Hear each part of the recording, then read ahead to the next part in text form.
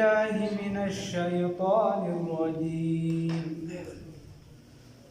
بسم الله الرحمن الرحيم. إن الله يأمر بالعدل والإحسان وإيتاء ذي القربى وينهى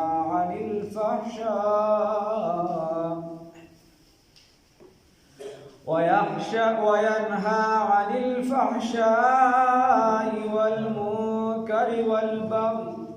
يعظكم لعلكم تذكرون. صدقت يا رب العالمين.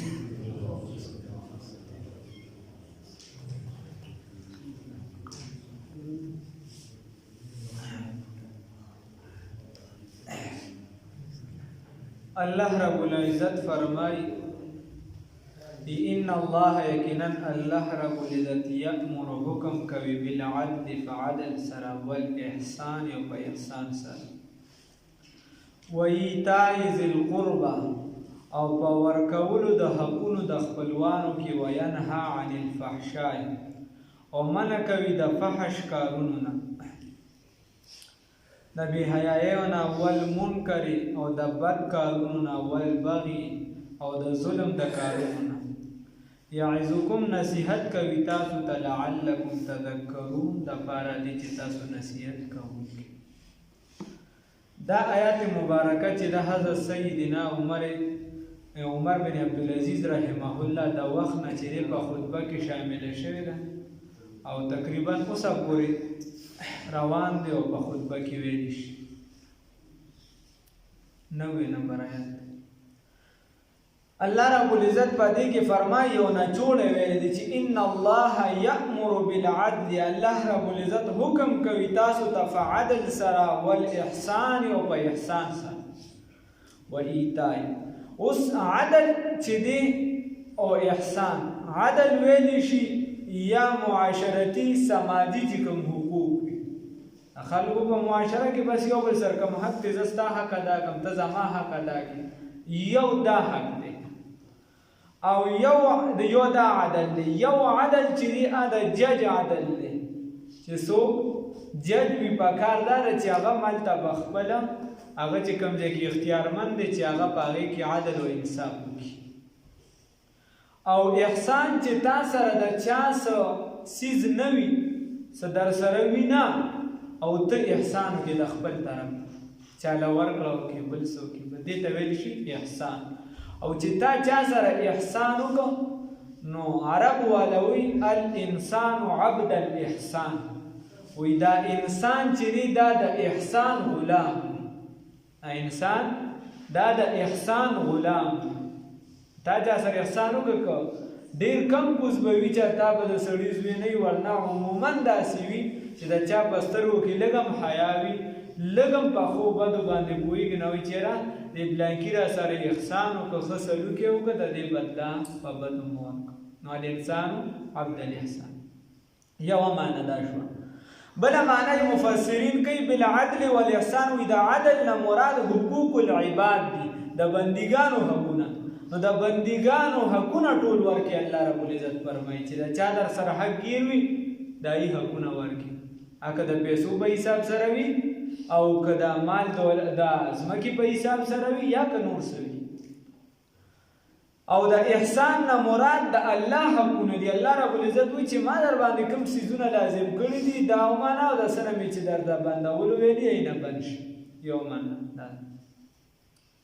او یا د احسان نه مراد یو خاص هغه د تصوف والا چې کوم احسان دی هغې طرف ته اشاره ده. هغه پې مراد دی لکه رسول الله صلی الله علیه وسلم د جبرائیل امین تپوس کو چې مل احسان احسان څه شی دی. رسول الله صلی الله علیه وسلم فرمایي ورته الاحسان احسان چې دی وایي چې ته د الله عبادت داسې وکړې کانک تراه. اوس که د الله عبادت وایي داسې وکړه چې گویا ته الله رب العزت په خپلو سترګو ویني. ته د الله عبادت وکړه احسان وایي څه ته وایي چې ته د الله عبادت داسې وکړه چې گویا ته الله په خپلو سترګو ویني. الله عبادت داسې وکړه. بیا ورته فإن لم تكن تراه فإنه يراك. که داسې نشي کولی د الله عبادت چې الله ته الله ویني نو داسې وکړه چې الله ته ویني د عبادت داسې وکړه فرض مونږ داسې وکړه چې ته وایې بس الله ما ویني زه الله ته ولاړ نو داسې عبادت وکړه دین احسان نو یا د احسان قلبي مراد دی یا د احسان مع الناس د خلکو سره احسان کول یا په عبادت کې خالص د الله د رضا لپاره چې کوم عمل کې هغه د الله د رضا لپاره چې سم کې معمولی نه کې د الله د رضا لپاره ان الله یقینا الله رب العزت یأمر حکم کوي بالعدل فعدل سرا والاحسان او په احسان سرا و ایتاء او په احسان بدل د بنده در نکړه نو نه دې درکې ته هم ساده بنده بس تاسو بنده د چا حق منلی چې ستا به ومني دا خو یو الله دی چې یو سجده ورته ولګي الله در ناراضي کیږي بنده د چا نه خوشالي د ګرام ډیر کم کوزي نو د دې وجه الله به بدل درکې والاحسان و ایتاء ذی القربى باور کول د حقونو د خپلوانو کې نو خپلوان په درې قسمه یو چې د هغه خپلوان دي چې دای سره هغه ستا خونی رشتہ دار دي او بل د اغي او ستا یعنی رشتہ د سره د نکاح کی د نکاح دا بالکل نږدې یو چې دی هغه تش رشتہ دار دي او یو چې تش رشتہ دار دي او یو لرستا اقربا دي چې بس هغه سره ستا د یو سبل سره تعلق دي رشتہ دار نه دي نو دې ټول سره الله رب العزت چې کوم حقونه دی ورکړي وینها من کول کوي الله رب العزت عن الفحشاء د فحش کارونه بهایونا والمنکر او د منکراتنا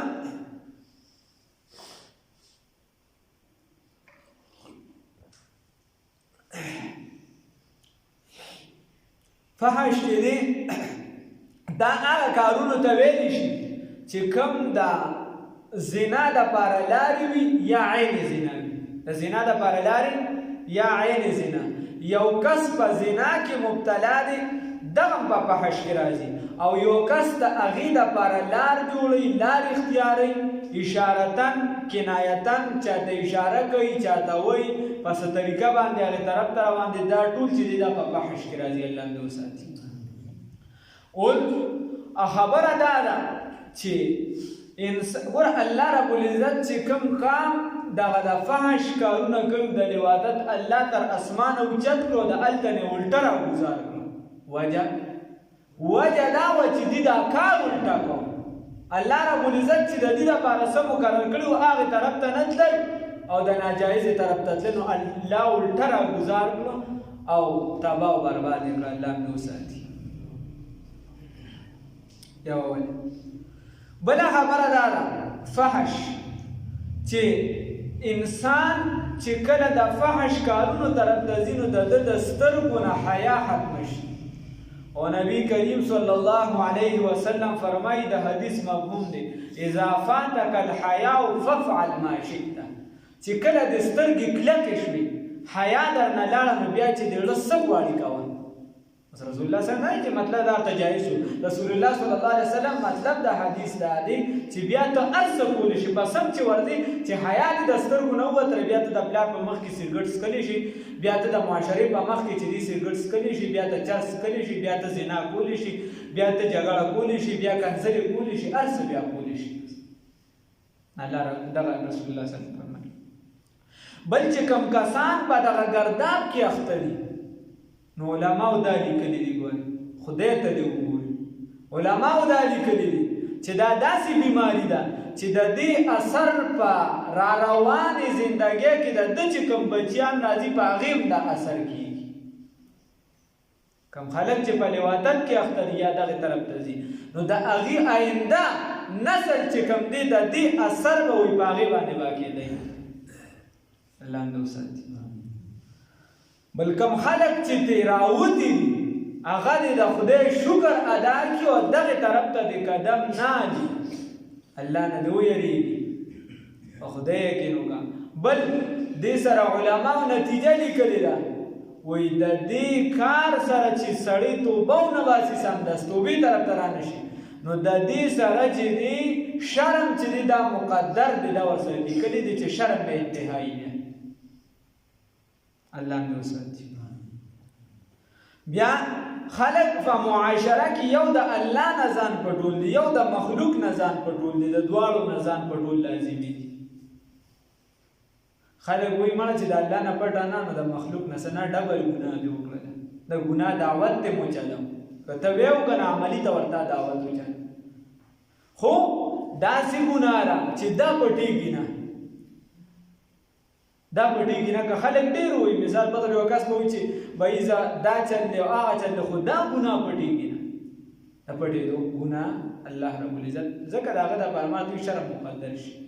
او بله که چېرته ته بیا د مخلوق نه بخواس ځان پټې خو چې پټ شي د مخلوق نه نو د الله رب العزت نه نشي پټې. د خدای پاک عرش ولړزېږي چې کله دې ګناه طرف ته سړی ورځي،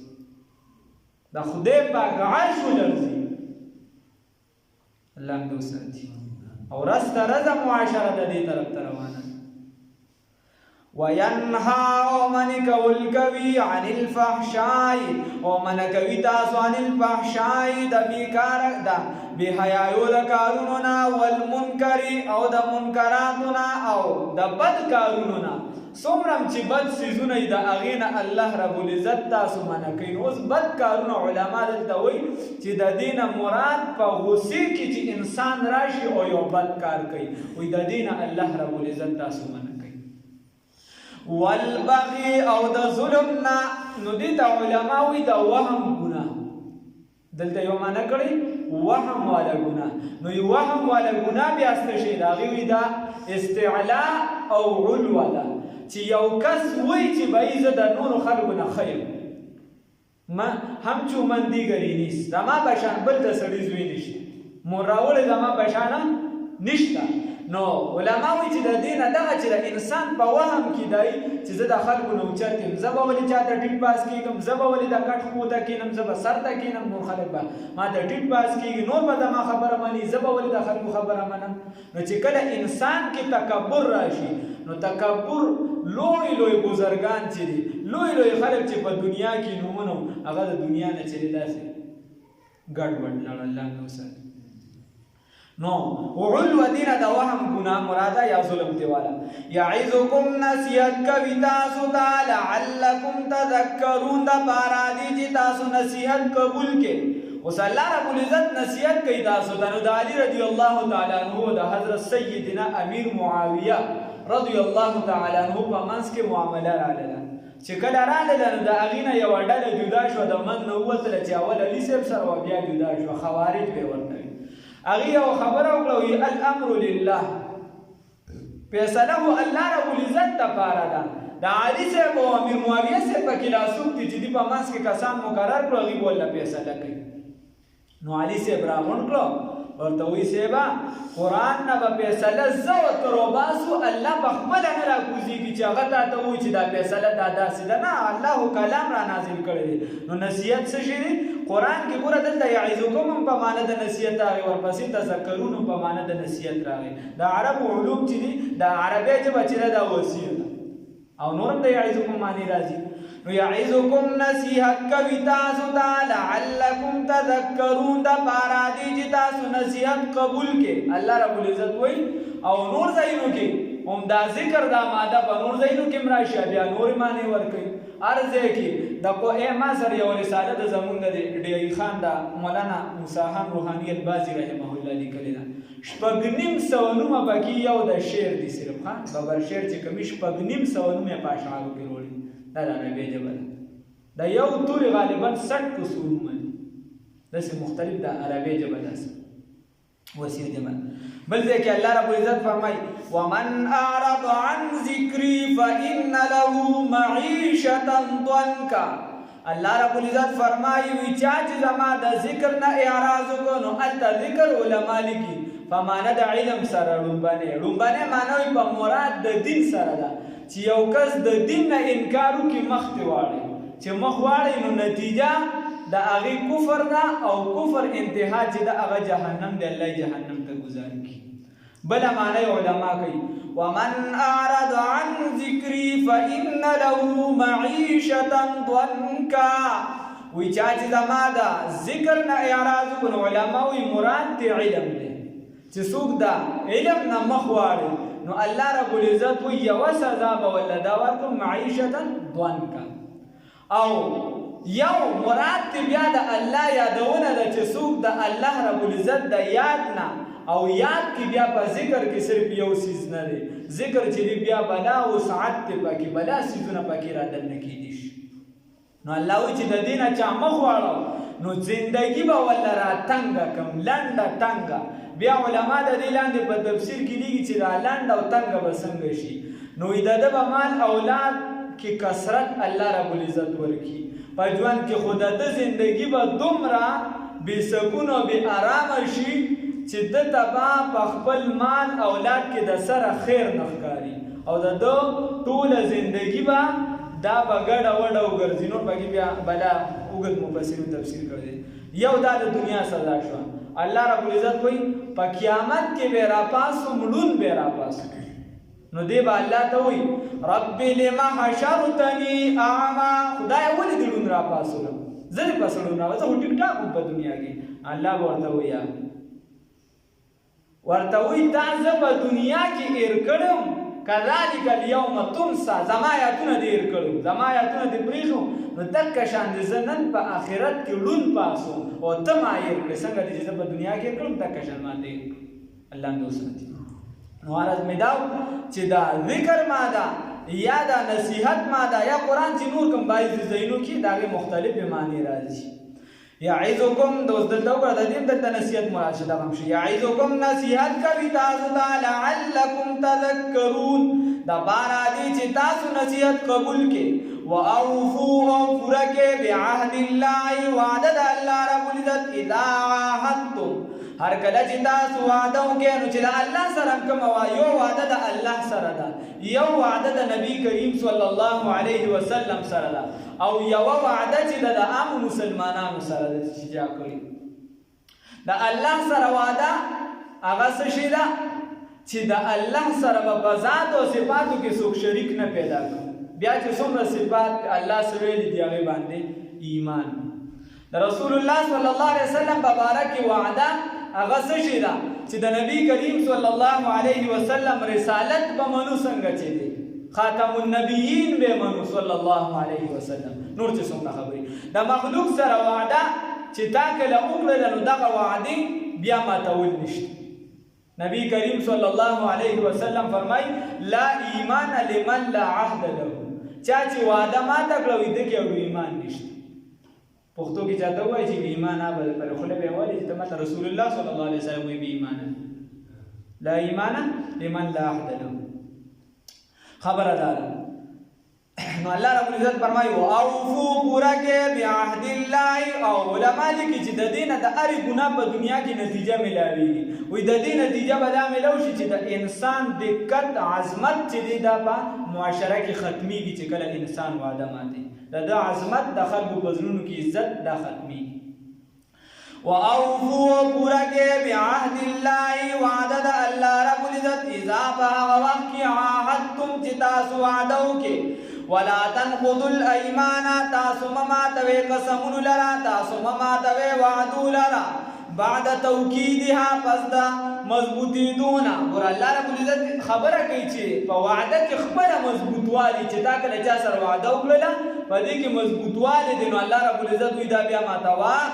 ما وقد جعلتم الله یقینا غرزول تاسو الله رب العزت علیکم پزان باندې کفیلا ذمہوار نو د مسلمان په وعده باندې ذمہوار سوکی وای الله سوک ذمہواری الله نو الله رب العزت باندې ذمہوار دی او الله دې دې نو دا خود د الله د سترګو یو کار شوی دی الله دې ویني الله په هر څه باندې عالم دی ته هغه ماته نو داسې مکه ودا د مسلمان صفات نه دی رسول الله صلی الله علیه وسلم فرمای وی لا تحاسدوا ولا تدابروا ولا تناجشوا ولا تباغضوا رسول الله صلی الله علیه وسلم فرمایي اے مسلمانانو د یو بل سره حسد مکوئ د یو بل سره حسد مکوئ او اے مسلمانانو د یو بل تشاکوئ ما مراد دی داسې نه ده چې په یو مجلس کې کسان ناست وي سپیڅه یو بل ته شا کړي دا هم ته مراد راتلی شي ظاهرا چې وګوري او دا هم ته مراد دی چې د یو بل سره تاسو خبرې نه کوئ او د دې وجې تاسو د یو بل نه لرې لرې روان یې نو رسول الله صلی الله علیه وسلم فرمایي داسې مه کوئ ولا تناجشوا یو بل سره رنجش او خفګان مه پیدا کوئ ولا تباغضوا د یو بل سره بغض او عناد مه کوئ بیا رسول الله صلی الله علیه وسلم فرمایي ولا بيع بعضكم على بعض وی دا یو بل په بیع باندې بیع مه کوه مثال په طور ما چا سره خبره وکړه چې بھائی دا ګیډه زما د هغه په 10 روپۍ باندې خبره وشوله زما د هغه په 10 روپۍ خبره وشوه او تا دا کوم ځای نه رو دا هلته وایي چې بھائی دې کې خو ما ته دا زه په 10 خرڅولی شم 10 روپۍ یو ته رالې تا ورته چې ماله به په 12 روپۍ راکړي ماله به په 12 روپۍ راکړي نو دې کې بلا څیزونه رال یو چې دې خپلو کې خبره جوړه شوه چې خبره کله جوړه شوه دا وعدې ته خپله منتقل شوه چې خبره کله جوړه شوه دا وعدې ته خپله منتقل شوه نو تا دوه کسان چې د هغوی په منځ کې یو خفګان راغی یو وعده ماته شوه دی ګناهګار شو نو داسې مه کوه رسول الله صلی الله علیه وسلم فرمایي دکه شان بل ځای کې ورپسې راځي وایي د یو بل په رشتو باندې یو کس رشته ورلېږلې ده او ته د پاسه ورغلې هغه رشته چې دی نو ته د پاسه رشته خپله ورواچه چې بهی دغه رشته دي له ورنکي ماله راکوي داسې مه کوې منه ترې الله بیا رسول الله صلی الله علیه وسلم فرمایي وکونوا عباد الله اخوانا د الله بندګانو ورونه جوړ شي الله یې توفیق راکړي وقد جعلتم واوفوا بعهد الله ووفاو کې بوادي د الله رب العزت باندې اذا بهغ وقت عهدتم چې تاسو وعده وکړه ولا تنقضوا الايمان تاسو مه ماتوئ قسمونه وعدو لرا بعد توکیدها پس د مضبوطېدونه وقد جعلتم الله تاسو ګرځولي دي الله رب العزت علیکم بذان باندې کفیل ذموار ان الله یقینا الله رب العزت یعلم بوادي ما بهغه باندې تفعلون چې تاسو بنه پوهیږئ ولا تکونوا تاسو مکیږئ کلتی بشان د هغې ښځې نقضت غزلها چې هغې سپڼ دي یا خپل سپڼسي لره سپڼسي ورته وایي که څه شي ورته وایي دا کپړې به چې جوړولې مخکې تا ته البته اکرام کاکا ما خو دوستایي نه تپوس هم کو خو زما کلمانې بیا سم دا کپړې چې جوړولې نو هغې کې به هغه مخکې نه هغه پړي پړي جوړ کړه د کپړو د جوړولو دپاره کوم پړي وه نور به مشرانو ته پته وي زمونږ کې خو سپنسې نو دغه سپنسې هغه به چې کله جوړه کړه نو په عربو کې یو کمکله زنانه وه هغه عقلي تورکمونه هغې اول هېڅ نه کوي بیا چې د خلکو ته به کته راکتل چونکې نو هره ښځه وي هغه جوړولی هم نه شي د هغې به هم څه خاص ښځې وي هغې به چې دې کله هغې جوړوله نو دې هغې حالت کمزور وي دې به هم جوړول شروع کړه نو دې چت زده کړه دې به چې کله ښه جوړه کړه ځان له بیړه ستړی کړه نو چې د ماسپښین ټیم له ورسېده نو بیا به یو تار کولاوه دوباره بیا به دوباره سپړدله نو دا په عربو کې په کمکلې باندې مشهوره وه خلکو د دې نوم رایتة الخنطا او یا چې دی ریتا بنت سعده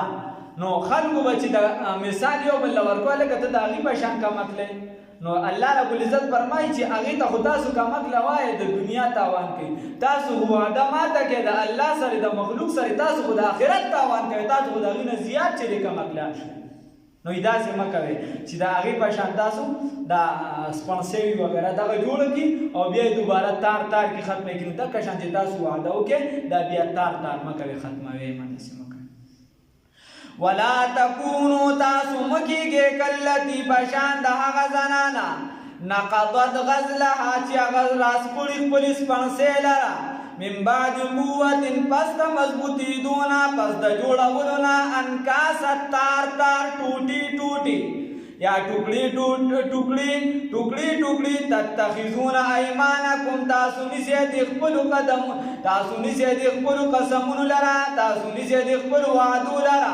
دخلن د پاره د مکرو پرې بینکم په خپل منځ کې الله رب العزت فرمایي اوس که ما ورته حکمت ویل نو کیدای شي خطا شي والله په خپله وجه بیانوي چې خلک دا وعده ماتوي نو ولې ماتوي نو غټه وجه الله رب العزت ذکر کړې ده خو د دې نه علاوه نور هم وجې راتلی شي هغه به دې نه لاندې اسې عام طور ډېره دا راځي نو ځکه الله دا ذکر کړی هغه څه شي ده الله وایي ان تکونا چې شي امة یوه ډله هي اربع ډېره فایده حاصلوونکي من امة د بلې ډلې نه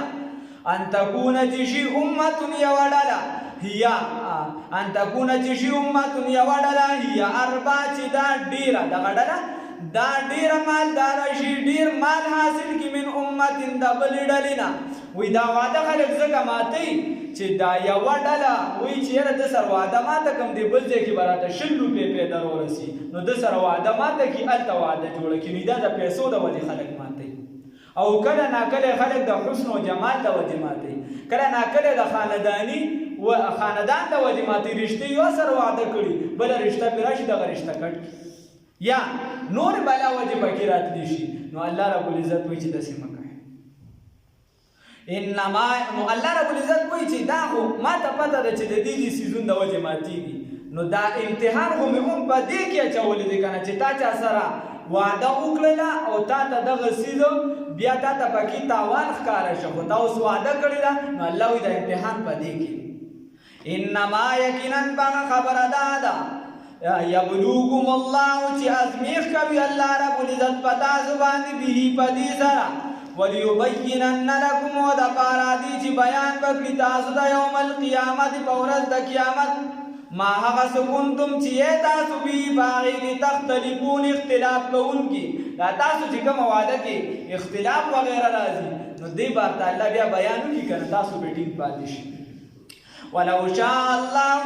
کچرته خوښه د الله تعالی وي لجعلکم چې ستاسو اختلاف نه راتلی نو بیا که د الله خوښه وي ټول به ټوله به کلک موحدین مسلمانان جوړ کړي وي الله به ټول جنتیان جوړ کړي د سره د محنت ضرورت به نه راته بس ټول به نیکان بزرګان وي الله وایي داسې نه ده ولو شاء الله کچرته خوښه د الله تعالی وي لجعلکم ګرځولي به وي تاسو امة واحدة ډله یوه امت یو ولکن لیکن الله رب العزت یضل گمراه کوي من یشاء چا لره چې وغواړي ویهدي هدایت کوي من یشاء چا لره چې وغواړي نو بنده ډوبې قدم واخلي دې اراده وکړي د نیکۍ طرف ته را روان شي الله ورته اسلام آسان کړي او که سړی د ګمراهۍ طرف ته روان شي الله ورته ځه په دې لار مې پرېښودې چې څه دې خوښه یې کوه الله دې وساتي ولا تسألن او همها سوال به کولی شي ستاسو نه عما په باره د هغه څه کې کنتم تعملون چې تاسو کوم عمل کوئ نو چې کوم عمل کې الله به درنه د هغې په باره کې تپوس کوي الله وایي داسې دې نه پرېږدم ومن یعمل مثقال ذرة خیرا یره ومن یعمل مثقال ذرة شرا یره نو په ژوند باندې ځان له نیکۍ وکړي په ژوند باندې په خدای یقین وکړه د بزرګانو سره چې کښېنې نو موږ نن تلو پیر حزب الله جان حقاني صاحب له خواجه صدیقي صاحب له بیا حقاني صاحب له تلو هغې یوه خبره وکړله هغې وایي چې زموږ استادان وي هغې موږ ته خبره کړې وه هغې وایي چې زموږ یو ملګری بیا کلي کې کس د هغه سلیما نو هغه بیا وفات شه چې وفات شه څه وخت پس چا خوب کې ولیده چې دې بچو ته مې ووایي چې دا سلیما روانه کړي او په دې جومات جوړ کړي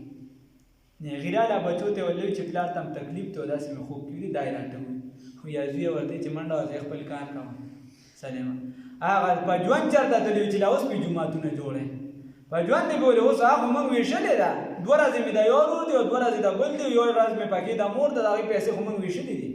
هغه خپل خپل حساب هر چا پسې روان دی نو دا چې کله وفات شي بیا دا کیسې په ژوند باندې څه کول پکار دي او د یو مرید یې خوب لیدلی رسول الله صلی الله علیه وسلم خوب کې لیدلی دی چې رسول الله صلی الله علیه وسلم ورته وفرمایل چې د امت ته ووایي چې ډېر زیات لمونځ کوي او استغفار الله یې معافي وکړي خیر خاص امت له دا هم پکار دی لږ کتاب الفتن د دې مطالعه شروع کړي خاص کر چې کوم کسان موبایل استعمالي خیر دی او 5 منټو له پکې کوي او کتاب الفتن مطالعه شروع کړي نو خبره دا ده چې د مخکې د مرګ نه چې تیاري وکړو مخکې د هغې نه چې را باندې راشي بیا به راته ګران الله رب العزت راله توفیق راکړي